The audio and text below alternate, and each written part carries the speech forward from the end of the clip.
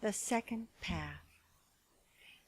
Let me find passage lifted on butterfly wings, knowing who I am. Cogito ergo sum. Descartes. Make your choices now. No bells will toll to tell you when you disappear. My father went first.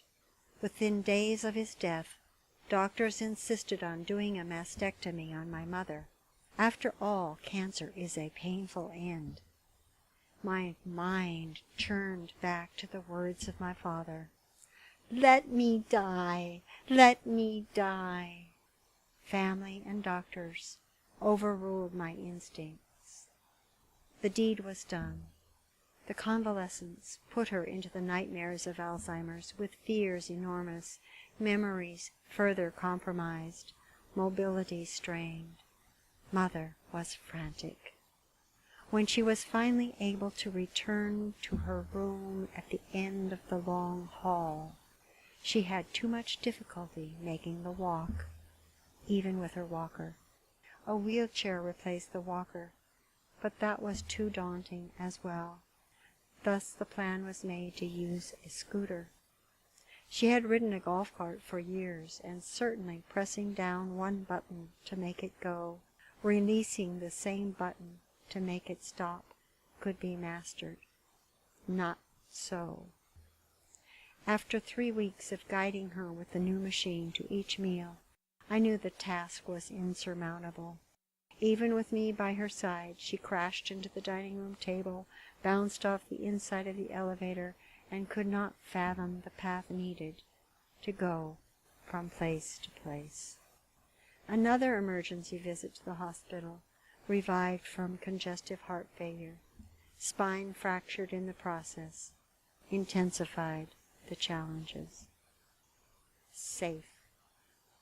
Overwhelming the first time. Urine mixed with the odor of feces, flooded with chlorine to mask the stench of urine and feces. No one should be here in this warehouse for bodies, yet there is nowhere else safe. Safe from wandering away, getting lost on dangerous streets, safe from turning burners on, forgetting, setting house ablaze, safe from awakening at night, frantic to find the bathroom, out the front door in the dark of night, naked, stripped of clothing and dignity. Safe from using household cleaners as if lotions or shampoos, burning skin and eyes. No way to age-proof a home the way we once baby-proofed a home, but guilt nonetheless, as I walk my mother through the door of the warehouse and face the stench of dying. I watch with sorrow as kind caregivers take my mother's hand and try their best to make this place home for those who cannot be home. I put the sign DNR as the management instructed me to do. All family had agreed that we did not want her to be revived should her heart fail. We hoped that she would be able to pass peacefully in her sleep. Another piece disappears. Each day I watch another piece disappear. The year and month have long vanished, as have the days of the week.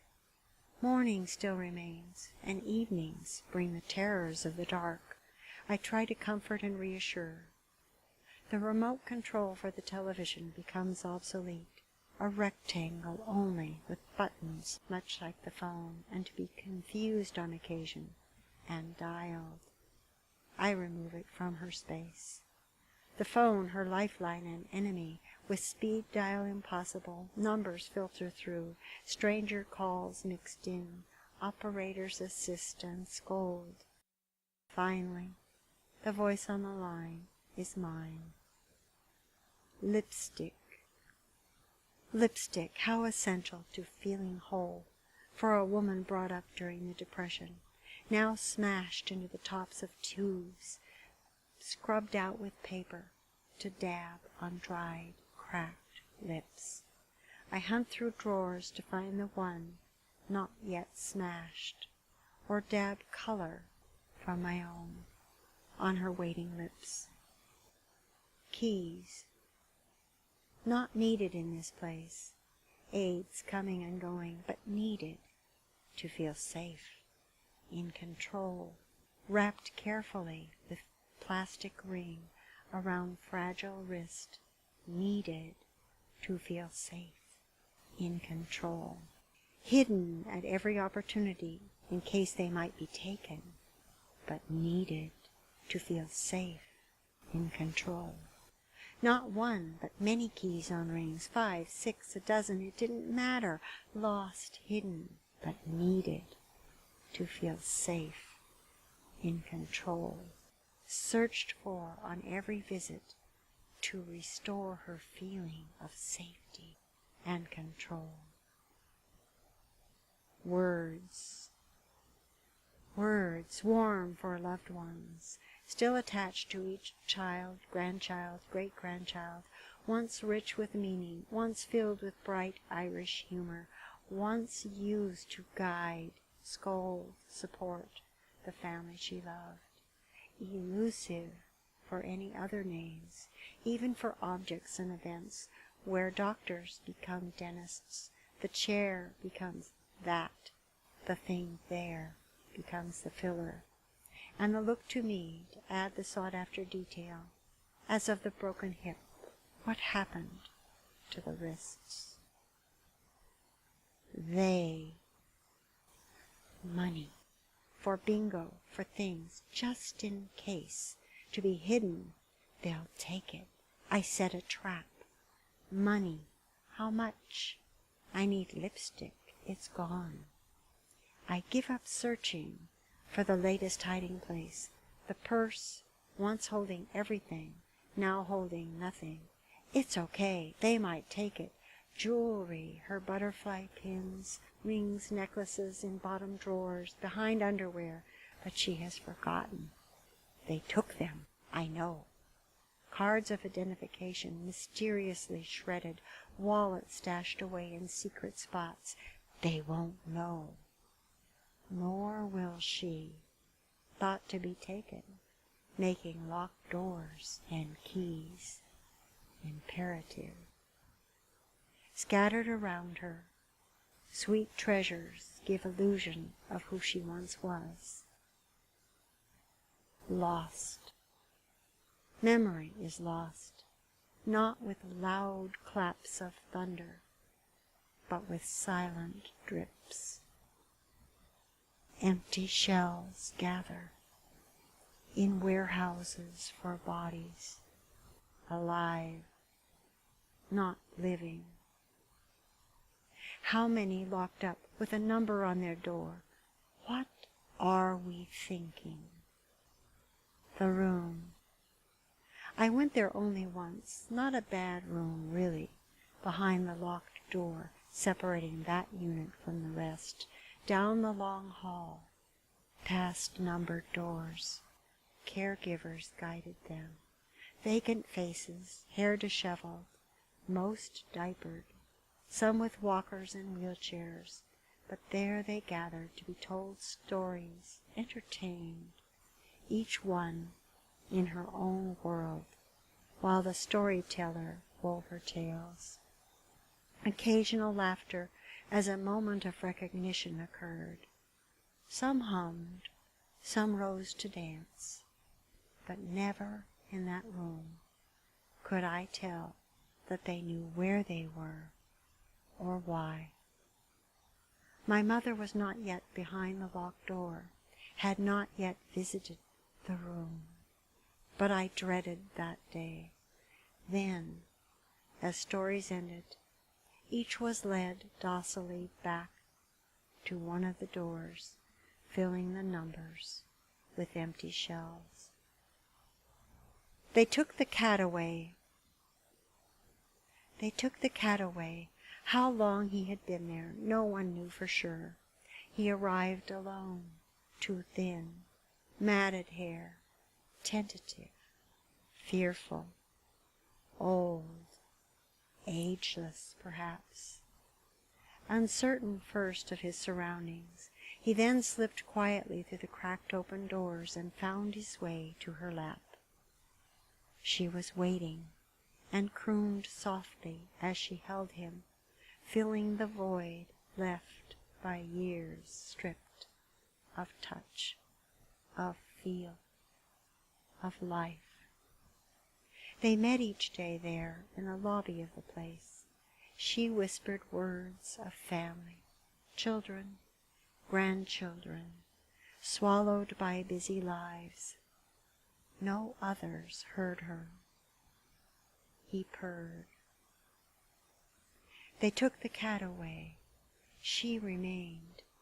How long she had been there, no one knew for sure. She arrived alone, too thin, matted hair, tentative, fearful, old, ageless, perhaps. Why the cat? Soft paws on my knee, her eyes search, reach past my tears, seek to comfort me. The consequence of death. There was a time when death celebrated the passing of spirit from mortal body. What has brought on this frenetic clinging to an existence more suited to hell than to life on earth? Do they explain away, erase the soul to justify tubes, pills, extraordinary efforts to circumvent the natural process of passage? Perhaps they know their existence on this planet aims them in a different direction. Perhaps they fear the consequence of death. Is Christianity dead too? The cat lay dying. The world swirled on around her. No one missed a beat. Time. Her eyes gazed past me, looking for the end of time, finding it nowhere. Tears don't wait for me. They choose their own time and place, seeping out sorrow. Do no harm, they say, yet they trap her battered shell, preventing passage. Where the path takes us, not so. Our feet have power over steps taken. Or do they? Cry, uncle. You wait to hear the words from my lips. The child, beaten beyond recognition by the bully, must cry, uncle.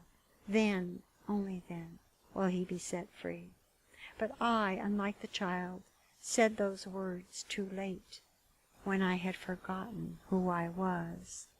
Stripped from me by age and Alzheimer's, the will to choose is no longer mine.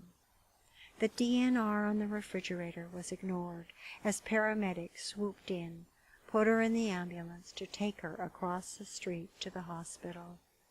Lungs cleared of fluids, heart stabilized. She still looked to me, asking for an explanation. Why am I here? She reached up her casted arms, one bright green for the Irish in her, one blue to match her eyes, imploring. Butterflies. I keep each one, the cement planter from the garden, the picture of wings so delicately photographed, to walk me through the alphabet, the calendar, though mere paper capturing their free flight, the many pins and brooches collected over the years. Butterflies meant so much to her. Now they give me a fleeting moment of joy. Tears can wait. The loss of today pales next to the loss of self, erased piece by piece. How can I write more? My pen drips words mixed with tears, held inside too long. Not alone. August 8th, 2003. She was not alone. Images of family surrounded her. Their stories, their music, their laughter filled her spirit as the fluids filled her lungs. She had won the race against Alzheimer's. Memories, teetering so precariously on the edge of erasure, were still intact, giving her comfort in her final moments. Caregivers helped her make one last phone call to me. "It's okay, Mom. I love you. We love you. It's okay. I'm on my way." She arrived at the gates of heaven before my speeding car could bring me to her side. Yet I find comfort knowing we were all with her when she passed, that she arrived knowing who she was, able to walk on her own into the waiting arms of her loving husband. Open your sweet wings. It's time, little butterfly. Her spirit follows. Wings dance, lifting her far from the tugs of earth up to heaven's gates.